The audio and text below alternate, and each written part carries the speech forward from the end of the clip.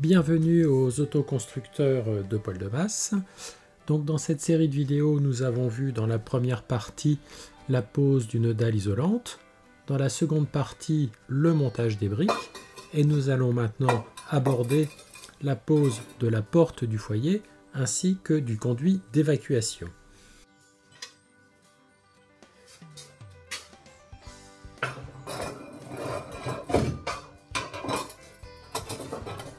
La porte du foyer doit venir se placer en applique contre les briques de la couche extérieure et se fixe à l'aide de deux cornières latérales qui, elles, viennent prendre appui à la face postérieure des briques de la couche extérieure, ce qui forme ainsi une pince. Le modèle de porte présenté ici est le modèle HTT 601 vendu chez Cœur de Foyer. Les cornières, quant à elles, se trouvent sur le site Usume, lequel site fournit également des portes qui ont l'avantage d'être spécialement conçues pour les poêles oxalibres et par conséquent plus faciles à poser. Les portes se fixent au moyen de 4 vis auto-taraudantes.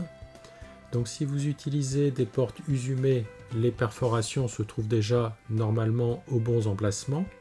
Alors que si vous utilisez un autre modèle de porte, il faudra faire de nouvelles perforations dans les cornières. Ici, je viens de repérer l'emplacement des nouvelles perforations à faire sur les cornières. Il est important de bien repérer le haut et le bas, la cornière droite et la cornière gauche, car celles-ci ne sont pas symétriques.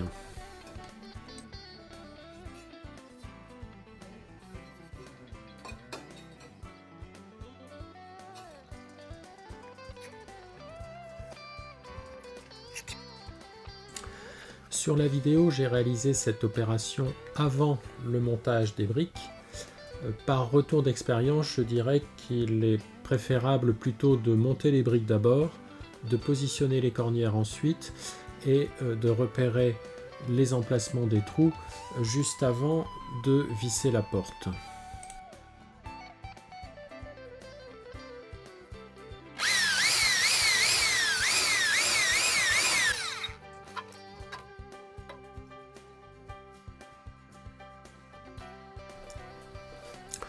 Voilà, donc les cornières sont destinées à venir se coincer entre les deux rangées de briques et venir prendre appui sur la face postérieure de la rangée extérieure. Par contre, il est important de laisser un espace entre la cornière et la face latérale des briques. Cet espace sera comblé par de la laine céramique et cet espace est nécessaire pour permettre la pénétration des vis, car celles-ci viennent se visser sur les cornières, mais si la cornière était plaquée contre la brique, la vis viendrait en buter sur la brique, ce qui l'empêcherait de s'enfoncer et de pénétrer correctement. Voilà, je vérifie ici la bonne correspondance des perforations entre la porte et les cornières.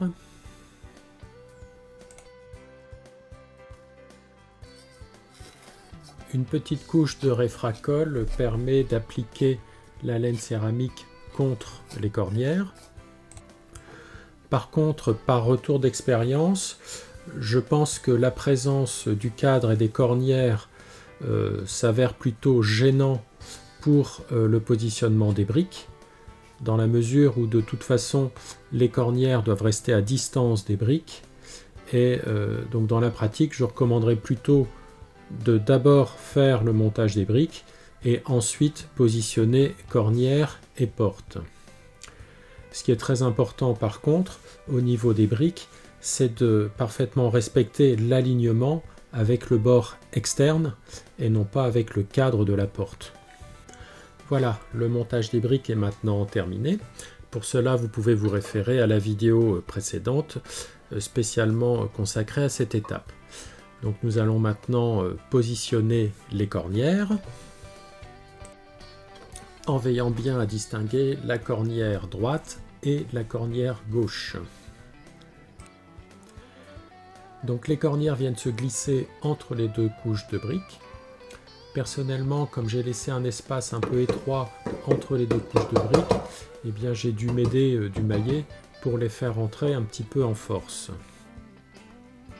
L'intérêt de la cornière supérieure n'est pas de fixer la porte, mais de servir de bouclier thermique pour protéger le linteau d'une éventuelle fissuration. La brique en forme de clé de voûte mobile sert quant à elle au ramonage. Lorsque le foyer est actif, elle est en position fermée. L'étanchéité autour du cadre de la porte se fait grâce à un joint de laine de roche. Alors là, il est très important de parfaitement écraser la laine de roche contre la brique pour avoir une bonne étanchéité. Voilà, donc positionnement de la porte qui vient se plaquer contre les briques.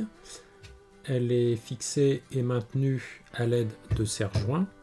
Et donc il est très important de bien serrer les serre-joints pour parfaitement écraser le joint de laine de roche contre la brique.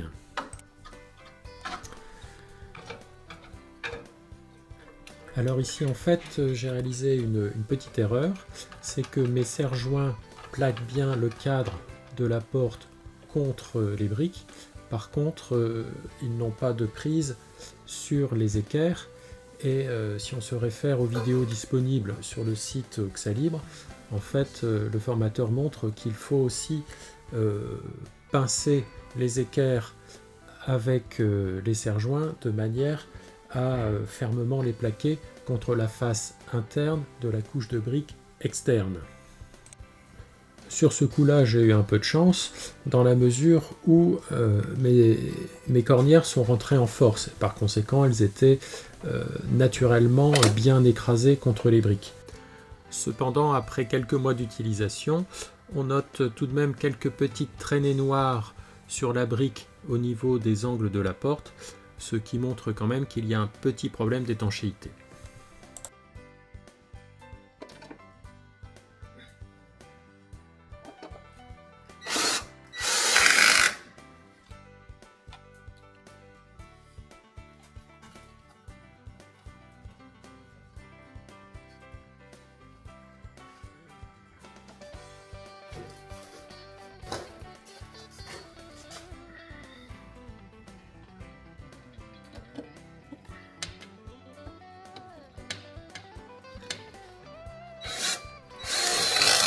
On serre bien à fond sans forcer, au risque de casser une vis.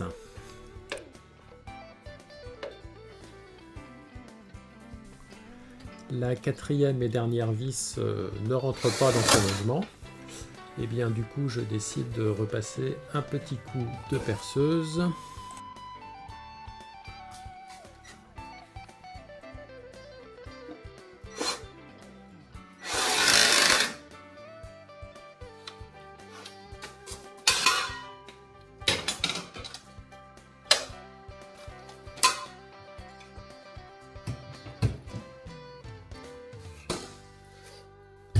Voilà, la fixation de la porte est maintenant terminée.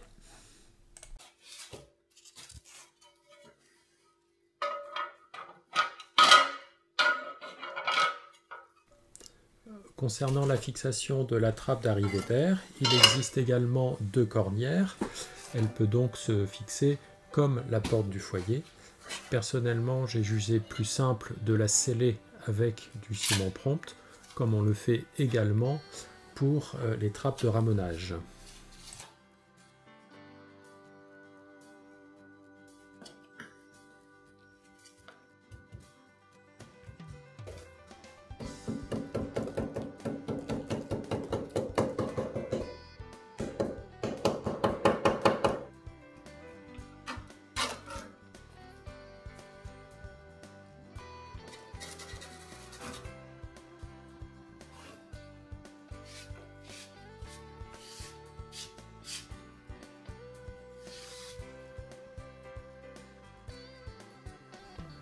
Nous allons maintenant pouvoir nous consacrer à la pose du conduit d'évacuation d'air chaud.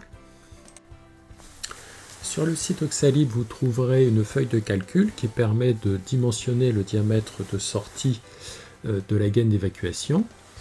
Et donc il suffit de renseigner la taille du poêle, M, la longueur de la gaine, donc du sol jusqu'à la faîtière du toit, il y a à peu près 8 mètres, et je n'ai pas de banc puisque mes fumées sortent à la verticale, ce qui me donne 147 mm, et donc on va arrondir à 15 cm.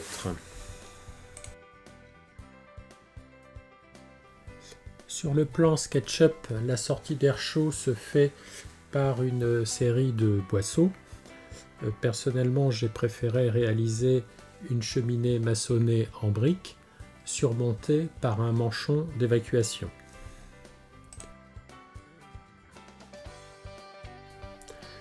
Préalablement au montage des briques, j'avais réalisé un montage à blanc qui m'a permis de parfaitement positionner ma sortie d'air bien en face de l'évacuation de mon ancienne cheminée. Cela m'a permis également de vérifier la faisabilité du plan que j'avais réalisé sur papier et de prendre des mesures précises.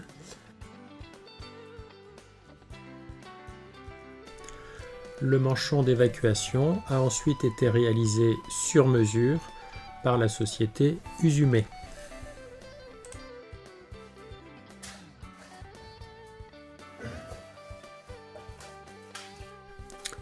J'ai découpé et posé une plaque de laine de roche au sommet des briques et le manchon vient simplement s'appliquer et se poser par-dessus. Son propre poids assure l'étanchéité. Ce manchon est muni d'un thermomètre permettant de voir la température de sortie des fumées et il est aussi équipé d'une vanne permettant de fermer la sortie d'air afin d'éviter que l'air froid ne pénètre dans le poêle une fois que le foyer ne fonctionne plus. Il ne reste plus qu'à raccorder le manchon d'évacuation au tubage du conduit de cheminée.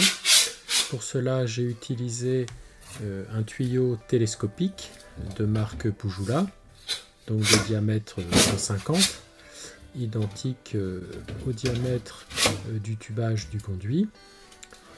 Et donc les pièces viennent simplement s'emboîter. Et l'intérêt d'avoir un élément coulissant, c'est qu'il est facile à monter et démonter de manière à pouvoir ensuite procéder au ramenage des conduits.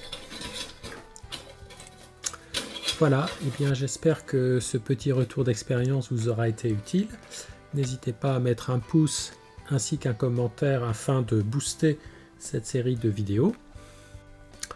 Je vous invite également à vous abonner afin d'être informé de la parution de nouvelles vidéos.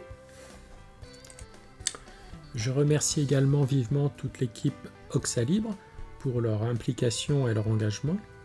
Je les remercie vivement de nous permettre d'accéder à toutes ces ressources intellectuelles qui nous permettent, nous, autoconstructeurs, d'agir en toute autonomie.